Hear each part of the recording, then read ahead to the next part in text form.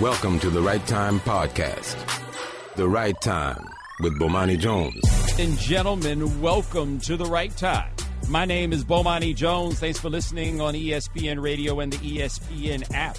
We are presented by Progressive Insurance. You can send us a tweet at the 1-800-Flowers.com Twitter feed. It is at Bomani_Jones. On the line with us is our guest from 4:30 Eastern. He ain't get around here till 5 o'clock Eastern. It's cool, though. It's cool. His name is Bruce Bowen. Now, Bruce, we're going to start with good memories, man. We're going to start with good memories here. You were a San Antonio Spur in 2007 when they won the NBA championship in Cleveland. And what we're trying to figure out is, where do you go to party in Cleveland after you win a championship? Well, you know what? LeBron has built up that city now, so they have places like that now. But back then in 2007, we went to Ruth Chris and back to our hotel from there. I feel a little disappointed that I missed out on something, because I'm sure there's some beautiful spots to party at now, but back then, oh my goodness, it was slim. It was slim fixings on the table. That's like having an almost drumstick with some almost macaroni and cheese and almost candy yams. You know, just almost. Now, hold on. Was it Ruth Chris or was it Morton's? Because somebody told us that one team had partied at Morton's. Look here.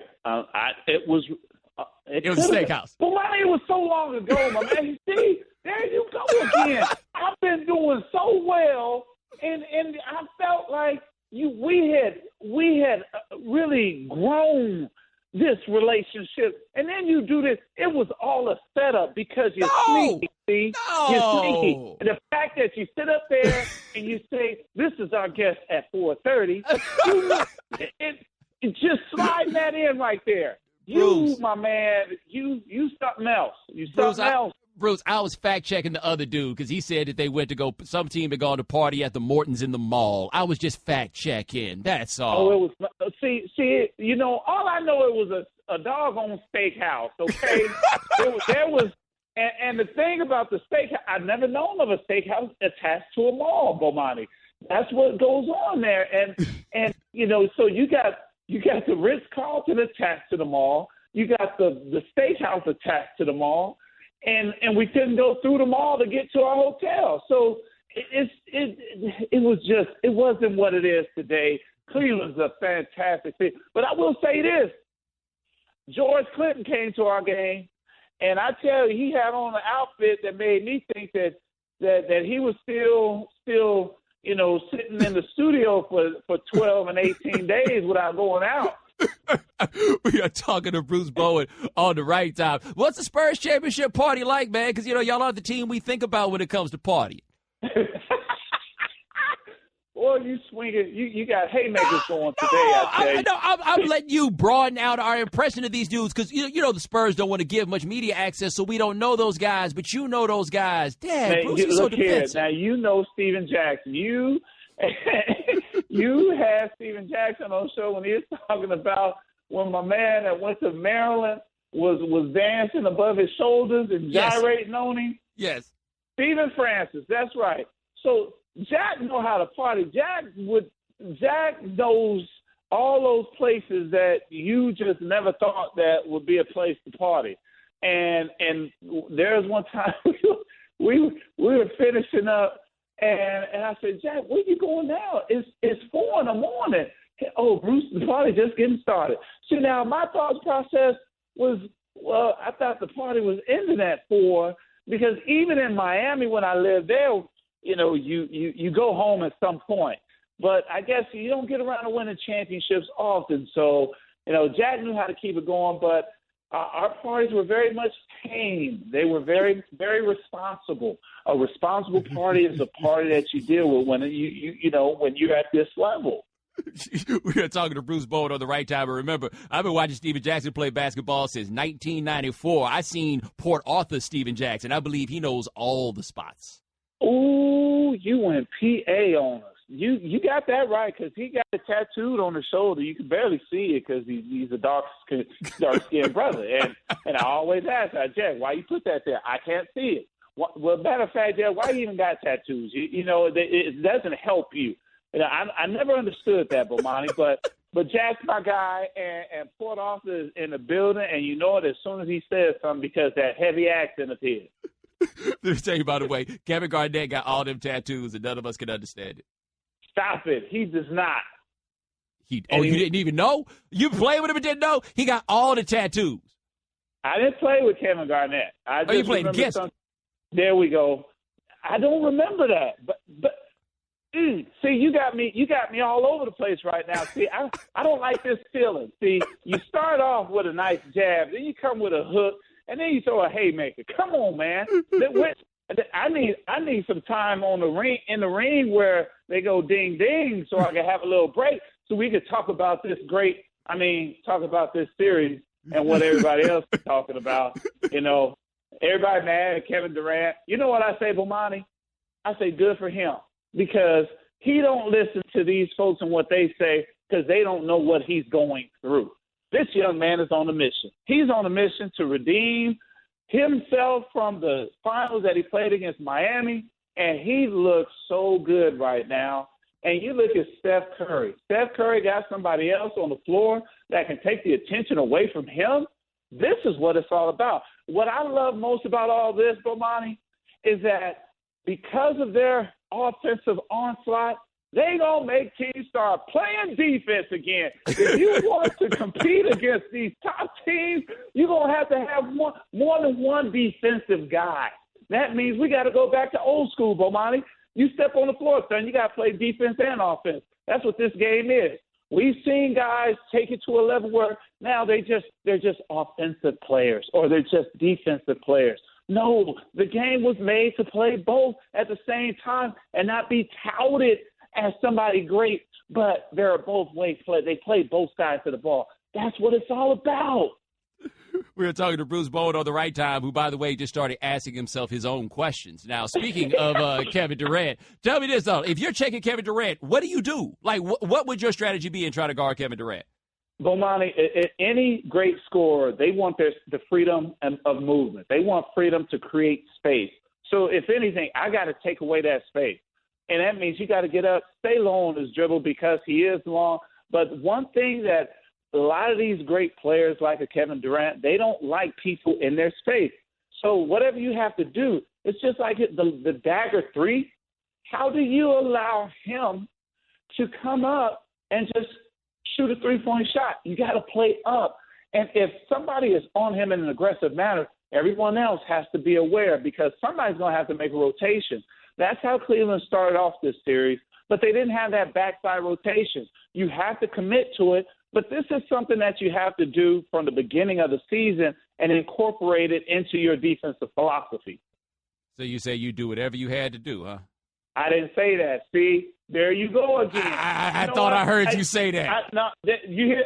My therapist is calling my house phone right now. She must be listening to what you're doing right now, and I'm sure she is just proud of the job that I'm trying to do, because she knows that this is not easy for me. I am a professional.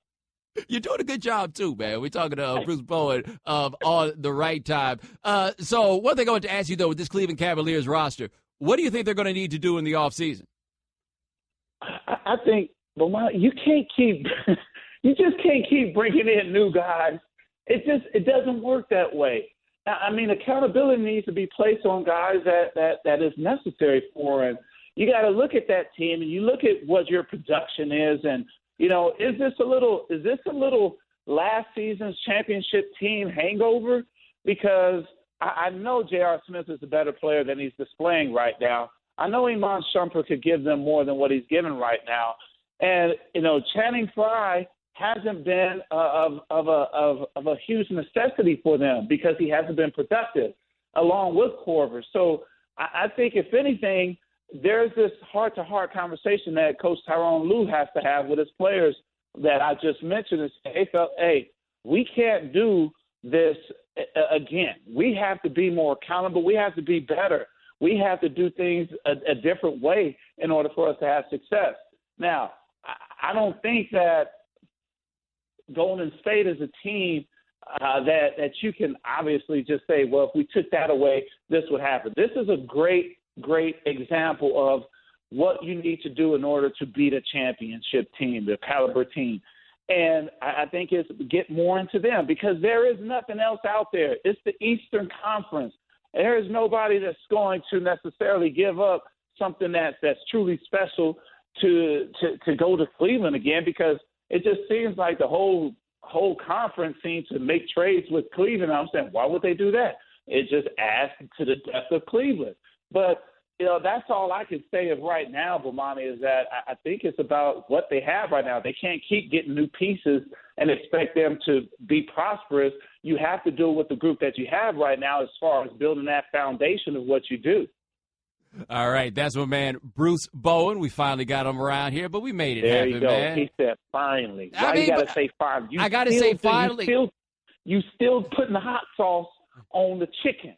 It don't need no more hot sauce. I say finally because already. I say finally because the people been waiting to hear you, and then now at long last their anticipation has been fulfilled. Bruce, how about that? That's what I'm talking about. That's why you my guy right there. The way you just spun all that, that's what they call spinning, right? This is what women used to do to me all the time because of my big head. And but it fits your body because, it accentuates your eyes. And I believe them. Yeah, look, just like I believe you. It is spinning just like my ankle would if I came down on your foot after a jump shot. Boom! Thank you, Bruce. Get instant gold status at Shell. Join the Fuel Rewards program now at fuelrewards.com/gold. The Right Time with Bomani Jones. Ladies and gentlemen, welcome back to The Right Time. My name is Bomani Jones. Thanks for listening on ESPN Radio and the ESPN app. We are presented by Progressive Insurance. Thanks to Bruce Bowen for joining us last segment. Michael Wilbon will join us next segment. Michael Wilbon will join us at 5:30 Eastern. 888-729-3776. That is our telephone number. So, uninterrupted. This is LeBron's company where they do like the podcasts and stuff like that. I read a really interesting story about it the other day, just about, the business and how they've decided to go about this and getting content out there. But whatever. Anyway, video came out. Now, Shannon, this was taped last year, if I'm not mistaken. It is Draymond Green, it's LeBron, some other cats in a barbershop. Because you can't have black people having no conversation that doesn't take place in a barbershop. Charles Oakley was there, too. Oh, he was. Yeah, notice that, like, white people are so fascinated by, like, black people in barbershops, and black people are like, don't worry, we'll give you a barbershop television show. We know y'all love that. Like, the barbershop is just, like, this mythical thing with black folks. It's wild, and people love to, like, eavesdrop on it. So we got LeBron and Draymond and these other cats in the barbershop, and this is interesting. Is LeBron talking about why he came back to Cleveland? I mean, for me personally, when I decided to go back to Cleveland, I had to decide, because our owner at the time when I left decided to put out this article that we all know about where he completely, bashed me and, disrespected not only me as an individual, but disrespected my name. And my name is not just myself. It's my wife, it's my kids, my grandfather, my mother, so many more people. I feel so much better knowing that LeBron never forgave Dan Gilbert, because I never forgave Dan Gilbert either. By the way, that cutout was LeBron cursing about that letter. He referred to it as that effing letter. Shannon, we talked about this yesterday with the story about him maybe trying to get Goris, the owner of the Pistons, to trade franchises with Dan Gilbert. Nah, ain't nothing got better. Ain't no thaw. Say time heals? No. He said the guy that was the owner at the time, like he's not the owner now. Right? Dude. Just call him dude. They're like, I ain't even going to say dude's name. He's the owner now. He's referred to him as the guy that was the owner at the time. But this is another part we found interesting. LeBron wanted to go to Cleveland. Guess who didn't want to go to Cleveland? For me, when I decided to go back, and I talked to Mav and Rich and Randy and everybody, and I had to let them know, because some people was on the fence. Even my wife was like, my mama and my wife was like, Dad, I ain't with that. Your mom was definitely like, Dad, we ain't going back. No. And for me, it was more, I had to finally just be like, you know what, Mom, it ain't even really about that. Me going back is more of this. It's more of a bigger picture, and it's more of all these kids, all these people that need inspiration and need a way to get out. And I believe I'm that way out. And so I had to be like, as much as like my mom mean everything to me and my wife mean everything to my kids, and like, you know, my mama, she was just so like, I'm not, like, listen, you go back, I ain't going back with you. Wow. Like, she like, I'm staying in Miami. Yeah, or I'm going somewhere else. You send me somewhere else. I had to be like, let's not worry about the small, let's worry about us trying to build something that's bigger than our name. Now, first of all, can we take a moment to appreciate this is what it's like when you in the NBA, where your mama says, I ain't going to Cleveland. Send me somewhere else. Right? Send me somewhere else. Look, Gloria wasn't trying to go back. Savannah wasn't trying to go back. And my whole thinking on the whole thing with LeBron in Miami was like, dude, his wife ain't going back. His mama ain't going back. And I was right. Like, at least I don't feel nearly as silly as I did when he decided to go back to Cleveland. And all the reasons that I thought he wasn't going to go back to Cleveland all held up. Savannah had just opened her little juice bar down here. She had a little business thing going. Shannon wouldn't none of them try to go back to Cleveland. Gloria James can't go back all-star. Gloria James is like, we got out. I'm out of Akron now. Like, maybe you wasn't never trying to get out of Akron. I've been trying to get out of Akron. I just couldn't get out of there till you. Now we got to go back? Right, like, I get it. It's for the kids and everything, LeBron. I get it, but no, I can't. No, it's not happening. Send me elsewhere. You know what? I'll stay in Miami. You can go back. Right, like, I never tell a story. When I was a kid, my daddy had done some, like, 5 or 6 week program. He was teaching at some school in Ohio. I was like 2 years old, and I was trying to talk about somebody came back. You telling me to be quiet. I looked at him and said, you need to go back to Ohio. I feel like Gloria was the opposite. Gloria's like, you could go. You know, this is what it felt like to me. I tell you about my homeboy.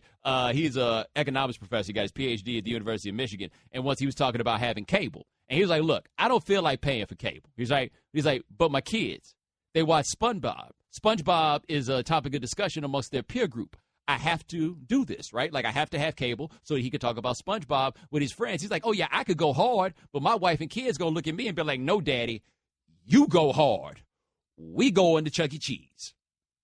That's what Gloria hit LeBron with. Well, why don't you go back there and save all them damn kids? Yeah, you go. Yeah. Go give all the scholarships you want.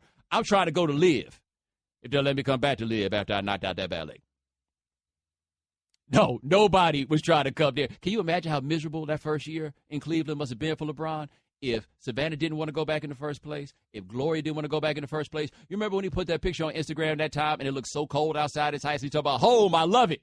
I just imagine Savannah sitting inside there. I ain't had to put on a jacket in July in 4 damn years. You remember that, LeBron? You remember that? I used to be wearing bathing suits in January, LeBron. You remember that? LeBron's like, no, I'm just here to, you know, make people's lives better. There's people in Miami whose lives need to be better, LeBron. These are all the things that I would be saying under the same circumstance. And, Shannon, you know what else this tells me as we hear LeBron talk about how the family didn't want to come back to Ohio. His mama didn't want to come back to Ohio. His wife didn't want to come back to Ohio. When's LeBron's contract up? After he has an option, right? 2018. Mm-hmm. So they didn't feel like going back. You sure they feel like staying? And that's what fascinates me. Brought to you by Firestone Complete Auto Care, keeping cars running newer, longer. Whatever you drive a Firestone. All right, 888-729-3776. That's our telephone number. Coming up next, with another loss by sweep in the finals, hurt LeBron in the mind of Michael Wilbon. We'll find out on ESPN Radio, the ESPN app, SiriusXM Channel 80. We've been talking a lot about Upside.com, telling you it will save you or your company big on business travel and that you'll get a big gift card every trip you buy. Sounds too good to be true, right? Go to Upside.com and check it out. Super fast searches, by the way. For instance, in less than 2 minutes, you can have a few awesome choices on American Airlines flights to Chicago at the end of next month that work for you and a bunch of big-name hotels. Your options could get you a $268 gift card and save your company $268. Taking a business trip? You'd be crazy not to use Upside. Spend less of your company's money and get more rewards for yourself. Upside's the real deal. You may wind up with a $268 gift card. Trust me, go to Upside.com today. Plus, when you use promo code Bomani, you're guaranteed to get at least a $100 Amazon gift card your first trip. That's code Bomani to get a $100 gift card free. Save big on travel and get a big gift card every trip. See what your next trip's worth today. Upside.com. That's Upside.com. Minimum purchase required. See site for complete details. The Right Time with Bomani Jones. Ladies and gentlemen, welcome back to The Right Time. My name is Bomani Jones. Thanks for listening on ESPN Radio and the ESPN app. All guests join us on the Shell Pinto Performance Line. Just like our next guest, you may have seen him on a television program known as Pardon the Interruption.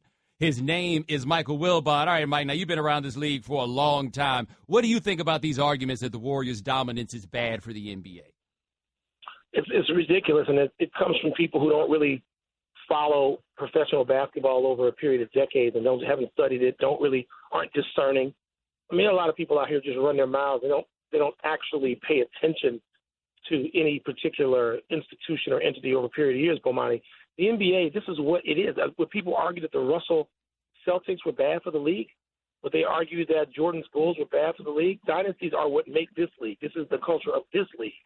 Winning back-to-back and winning 2 or really 3 or more, that's what makes you great. Not winning once. You know, even though maybe the greatest team ever won once, the 83-76ers, the Moses, Malone, Julius Erving Sixers, which you could put in that discussion, I would. They won one.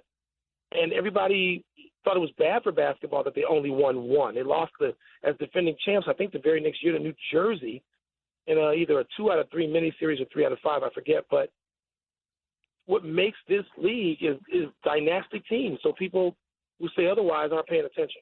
Well, when's the last time you could think of a team, though, like the Warriors, where not just they had these 4 guys, but they're basically within 2 years of age of each other, like everybody's hitting prime at the same time? That's a good question. I think that the Rockets won twice, had a little more variation. I'd have to check to see what the ages of Akeem and Kenny Smith. Clyde Drexler was only a couple years older because he and Akeem played in college together. You know, they might have had it. And I don't remember what happened to them the 3rd year and why they couldn't sort of hold on. Maybe San Antonio happened to them. Seattle. Seattle happened to them. Seattle, that's right. Seattle happened to them. So, you know, and you had Kemp and Payton, but they didn't. The other players on that team were older, and they sort of had to make some deals. And you had Schrempf and some other guys, and Nate McMillan, and so you had a little difference there. So you're on to something. There wasn't a lot of difference. They were older as a group between Jordan, Pippen, Ron Harper, and Dennis Rodman. Not a lot of difference there. It may only been a couple of years difference. And, you know, that's a team. I just got through talking to somebody who was scouted and coached in the league for a long time, who as a member of one team went up against the Bulls in '96 and you know, has been up against the Warriors this year.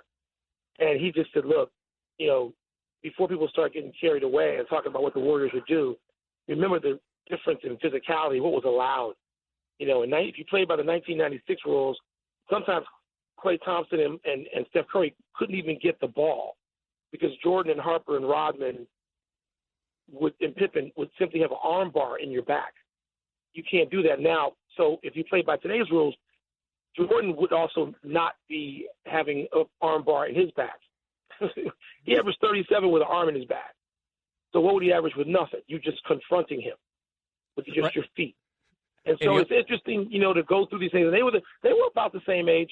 But this group, man, I mean, this is, you know, the league is in for some decisions. You know, people at different teams, GMs, executives, they have some real decisions to make about what they're going to try to do and if they have the resources to even challenge them on any level the next couple of years. All right, we are talking to Michael Wilbon on the right time. Now, switching gears, looking at the Cavs, it's always about LeBron, right? No matter what, he can't shake being the topic of discussion. If he gets swept or his team gets swept in the finals this year, does that affect the way that you look at him historically? It doesn't. And I'm going to tell you something. I would have, if you would ask me a week ago, I would answer the question differently. But I just got done writing an essay. It'll be on SportsCenter tonight. And because I had to go back and look it up. And everybody in the modern era has been swept except Jordan in a 4 out of 7 series. Bird got swept after he won a championship in '83 by Milwaukee. I'd completely forgotten that. Magic and Kareem playing together were swept in the finals by that 76ers team, Moses and Doc's team that I mentioned. Shaq got swept by Akeem in the finals. Shaq and Kobe got swept. Who am I leaving out? So Shaq and Penny against the Bulls. That's right, Shaq and Penny. So Shaq got swept twice, once in the conference finals, more than that, really, but once in the finals. Big stakes, high-profile series against other all-time greats. So when we look at the modern game, Shaq, Kobe, Penny, Bird, Magic, They all got swept. There's nobody who didn't get swept at Kobe. I said Kobe, except for Jordan. And so I really find it hard, Bomani, to penalize, take down LeBron in that way if he's in pretty good company with all those guys having been swept. All right, we're talking to Michael Wilbon on the right time. Now, looking at this Cavaliers roster, where would you look to make changes to try to keep up with Golden State? Well, let me throw a suppose at you. Suppose they realize that, of course, Chris Paul is on an open market. And if he's talking to San Antonio, it means he might be. Chris Paul is looking to play to be in the finals at minimum. He's looking to try to win a championship. So if he's doing that, why don't they try to get him? And if that means trading Kyrie for Chris Paul, so what? You're trying to win. LeBron's trying to win now. He's not worried about you're trading up 6 years. Yeah, you are. But you also are trying to win now. Because LeBron's not worried about 6 years from now. That'd be 20 years in. That's limping to the finish. Even the great LeBron at 20 years in pro basketball. Only a couple people have done that. So why not try to win now? Why not Chris Paul, who's, to me, a much better fit, close with LeBron? Could perhaps suggest to LeBron James in a championship game, yo, big fella, we need you in the post. We need you in the post to maybe get Kevin Durant in foul trouble, maybe draw a double team. You can still bolt and score from that position, but we need you in the post. Don't know why you don't want to play in there, big fella, but we need you there. Chris Paul can do that. Kyrie Irving cannot. Obviously, Kyrie Irving cannot because he would have done it.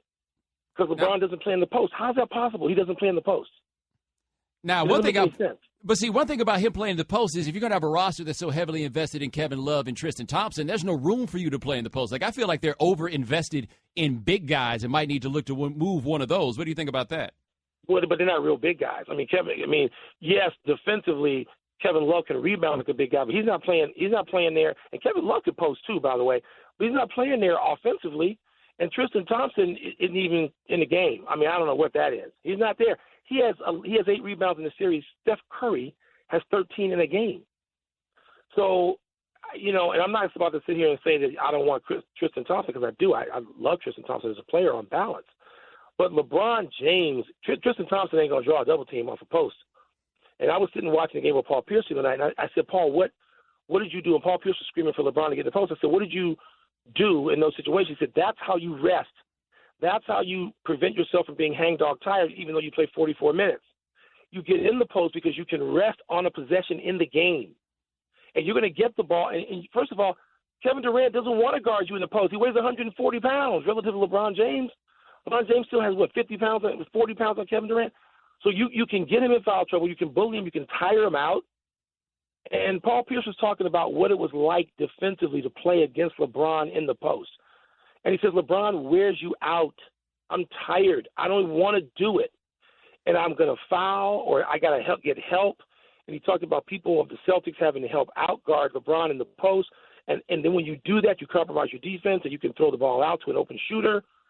So there are all kinds of reasons LeBron should be in the post and he's not there. This is stupid. Or either that or there's a reason I don't get if it's not stupid. I don't understand it. Look, Tyronn Lue drew up 2 plays for LeBron in the post out of timeouts, and I think they scored off both of them. One of them, Kyrie Irving got a no-dribble layup off an assist from LeBron. So you're not going to outrun and gun the Golden State Warriors. So why aren't you playing in a way that uses LeBron James in a way that only LeBron James can post and pass and draw a double team and get guys in foul trouble like that? All right, that's Michael Wilbon. Check him out on ESPN. Check him out on PTI. Thanks so much for joining us, sir. I appreciate it. Well, Monty, thanks for having me. I do too, man. Appreciate being with you. Hey, man, no problem. You take it easy. ESPN Radio presented by Progressive Insurance. Now you can test drive Snapshot even if you have insurance with another company. See how much you can save before you switch. The Right Time with Bomani Jones. Ladies and gentlemen, welcome back to The Right Time. My name is Bomani Jones. Thanks for listening on ESPN Radio and the ESPN app. All guests join us on the Shell Pennzoil Performance Line. Thanks to Michael Wilbon of ESPN for joining us last segment. Mark Stein will join us in the 6 o'clock Eastern hour. There are some stories that you just have to hear to believe. Introducing 30 for 30 podcast, all new stories from the producers of the acclaimed 30 for 30 series. These original high-quality sports stories are like the acclaimed 30 for 30 documentaries you love, created exclusively for audio. And beginning June 27th, you can hear a new story each week. Subscribe now to 30 for 30 podcast in the Listen tab of the ESPN app or Apple Podcasts. All right, 888-729-3776. That is our telephone number. You know, when we talk about the old heads saying that they're going to be able to compete with the Warriors, Shannon likes to break out the Kanye, old folks talking about back in my day. Apparently, folks talking about back in my day. Apparently, Steve Kerr feels the same way. Here's Steve Kerr talking about the old teams and how they would fare against the Warriors. They're all right. They would all kill us. The game gets worse as time goes on. It's hard to watch, right? Players are less talented than they used to be. The guys in the 50s would have destroyed everybody. It's weird how human evolution is sort of like goes in reverse in sports. You know, players get weaker, smaller, less skilled. I can't explain it. Okay, so Steve Kerr with the reasonable argument that, of course, we would beat them because the game has evolved in the way that the game has evolved, right? The only thing, though, I feel like that argument gets a great big old duh from me. Like, come on, man. We're not saying that, all right, let me think better. The way I was going to put it wasn't going to work. Okay, let me ask you this. Pick one of those old squads that we're talking about, right? So say the 83 Sixers, for example. Let's throw them out there. Or even the bad boy Pistons. Let's throw them out there. What would they do against the 2017 Milwaukee Bucks? Right? Like the 2017 Milwaukee Bucks are a team of condors where you feel like they could put 5 guys out there, they all stretch their arms out, and they could wingspan all the way down the floor. Not across the floor, down the floor, right? Like if we dropped them off back in the day, they're the greatest team that anybody has ever seen. Right, like think of like we saw about this. Me and my brother did back in the day where Robert Horry was playing. We're like, man, if we dropped Robert Horry off in 1971, they would think that Robert Horry was a superhero. So yes, we could definitely make that argument, man. The basketball has gotten better and everything else. Therefore, the old guys wouldn't have a chance. But again, by that argument, we could probably be going way down the list. Like we take these Cavs and we would say that they would run through the league if we dropped them off in 1985. But here's the thing about that. None of us think that the Cavs would necessarily be better than, say, the 85 Lakers, right? Like, we don't think the Cavs are a better team than the 85 Lakers. When we had this discussion, we, of course, have to acknowledge the fact that there's been a level of evolution of the players. There's been a level of evolution when it comes to the technology. There's been an evolution in the knowledge and the science. All of these things. We've seen what that evolution is. So when we have these discussions, I think about, okay, what's the collection of players that we have on one of these older teams? And if we took that collection of players from the older teams and gave them all of the modern advantages, how would they then face up to, say, the 2017 Warriors? If I want to compare the 2017 Warriors to, say, the 1972 Lakers, I'm going to look at this current Warriors team and then imagine if they don't have some of those advantages, how they would then fare back in the day. So, like, let's take this for football, for example. Who's the greatest running back of all time? Most of us would say Jim Brown, right? 8 rushing titles in 9 years, all of that stuff, right? Also think Jim Brown had an 1,800-yard season in a 12-game season, right? All right. Is Jim Brown as good an athlete as, say, Marshawn Lynch was or Adrian Peterson when they're playing in the league now? No, of course not. But all those exercises and everything else that Adrian Peterson's doing these days, dude, Jim Brown would be down here doing those same things. And what you think Jim Brown going to look like taking that creatine? Like, you want to have that horrible, frightening thought right fast? Jim Brown out here on some creatine? And all I'm talking about is creatine. Not even the good stuff, right? Just the creatine. Just taking shakes. So, yeah, like, I get where Steve Kerr is coming from. Play that Steve Kerr thing one more time, please, Stephen. They're all right. They would all kill us. The game gets worse as time goes on. It's hard to watch, right? Players are less talented than they used to be. The guys in the 50s would have destroyed everybody. It's weird how human evolution is sort of like goes in reverse in sports. You know, players get weaker, smaller, less skilled. I can't explain it. I mean, that's it, man. Like I get where he's coming from. Yes, that dismissal of the argument can get you out of it, but that's not the point, and nobody thinks that that's what the point is. That being said, ain't a whole lot of teams in history that's got to answer for the 7-foot shooting guard. 888-729-3776. That's our telephone number. Coming up next, Cleveland going to get that broom straw to the booty. We'll talk about that on ESPN Radio, the ESPN app, Sirius XM Channel 80. Thanks for listening to the Right Time Podcast. Please come back Monday for more. And don't forget to listen to The Right Time with Bomani Jones from 4 p.m. to 7 Eastern on ESPN Radio and the ESPN app. And now, insurance-minded speeches from Geico. Let's talk about power. To illustrate this, allow me to tell you a story about how I moved a tow truck 25 miles using only my index finger. I was stranded with a flat tire. I opened the Geico app. Then, with a few taps of my finger, I beckoned emergency roadside assistance and a tow truck to my car. I invite you all to unleash the full potential of your fingertips with the Geico app. Thank you.